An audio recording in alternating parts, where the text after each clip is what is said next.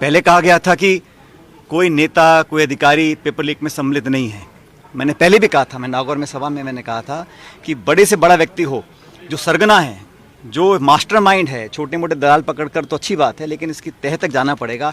और इसके आज जो अरेस्ट हुआ है आरपीसी के सदस्य, ये कैसे सदस्य बने, किसने रेकमेंड किया था, इसकी तह तक जाना पड़ेगा, क्योंकि कहीं ना कहीं तार और जुड़े होंगे। इसलिए जांच रुकनी नहीं चाहिए। पेपर लीक बहुत बड़ा मुद्दा है और अगर कुछ हमें तथ्य मिले हैं, कुछ कार्रवाई करी है तो अच्छी बात है, उसका हम सब स्वागत करते हैं, लेकिन यहाँ पर रुकना नहीं पड़ेगा, हमको और आगे जाना पड़ेगा। इसलिए हम हमेशा चाहते हैं कि हम जो कहें और जो करें उसमें फ़र्क नहीं आना चाहिए। इसलिए मैं भ्रष्टाचार के मुद्दे पर अपनी बात पर कायम हूँ। इस मुद्दे को आगे लेकर जाएंगे। और मैंने सुना भी, कहीं स्टेटमेंट आया, मैंने अपने मुंह से कभी मिलीभगत शब्द का इस्तेमाल ही नहीं किया, तो फिर ये नींबू और दूध और पानी तमाम तरह की सफाई देने की ज़रूरत क्या है? हमने तो सिर्फ मुद्दा उठाया है। मुझे लगता है कि सरकार का संज्ञान लेगी। हालांकि 2 हफ्ते हो गए हैं। अभी मैं उम्मीद करता हूं कि कांग्रेस पार्टी और विशेष रूप से हमारी सरकार जो अशोक जी की नेतृत्व में बनी है, इस सरकार पे अब कम समय रहते कार्रवाई करने का समय आ चुका है। 2 सप्ताह में कार्रवाई नहीं हुई, उधर आपको तो अनशन से पहले ही एक तरीके से प्री नोटिस दे दिया गया। आपके जो अनशन था उसको एंटी पार्टी बता। मैंने भी वो स्टेटमेंट देखा था जो जारी हुआ था। मुझे थोड़ा आश्चर्य हुआ, क्योंकि मैं अनशन किस मुद्दे पर कर रहा था इसकी जानकारी सबको थी। भारतीय जनता पार्टी और वसुंधरा जी के कार्यकाल में हुए करप्शन के खिलाफ आवाज़ उठाना किसी भी दृष्टि से एंटी पार्टी नहीं हो सकता, ऐसा मैं मानता हूँ।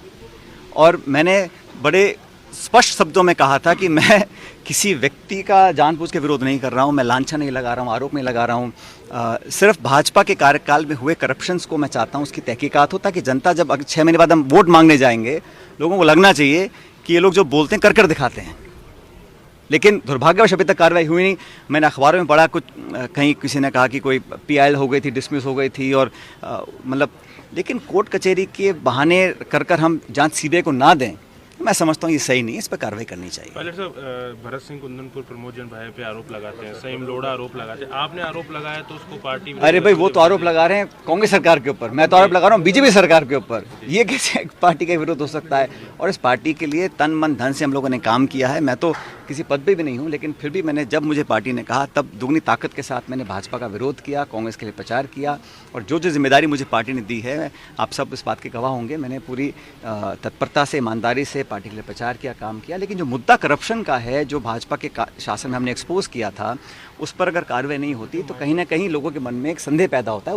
उसे हमें खत्म करना पड़ेगा। आपके जो समर्थक हैं, कुछ विधायक हैं, वो ये कह रहे हैं कि पावरलेस है मंत्री, पावर शेयरिंग नहीं है सरकार में। देखिए, ये हमारे जो प्रभारी रंधावा साहब बहुत संजीदा व्यक्ति हैं, बहुत सुलझे हुए व्यक्ति हैं, समझदार हैं, अनुभवी हैं।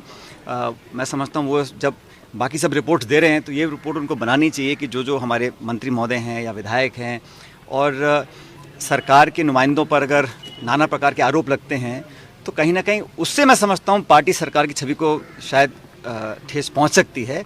तो उसका भी संज्ञान लेकर खरगे साहब और दिल्ली आईसीसी में बातों को पहुँचाना चाहिए, ताकि हम लोग कार्रवाई करें, सख्त कार्रवाई करें। और कोई कितना बड़ा व्यक्ति हो, किसी पद पर बैठा हो, किसी का चहेता हो, किसी का दुश्मन हो, लेकिन अगर कहीं जांच के बाद तथ्य पाए जाते हैं तो हमें कार्रवाई करने से परहेज नहीं करना पड़ेगा। क्योंकि जो शासक है, जो राज करने वाले लोग हैं, वो भेदभाव नहीं कर सकते हैं। निष्पक्षता से काम करना पड़ेगा और बिना अपना पराया समझकर हमें कानून अपना काम करता दिखना भी चाहिए।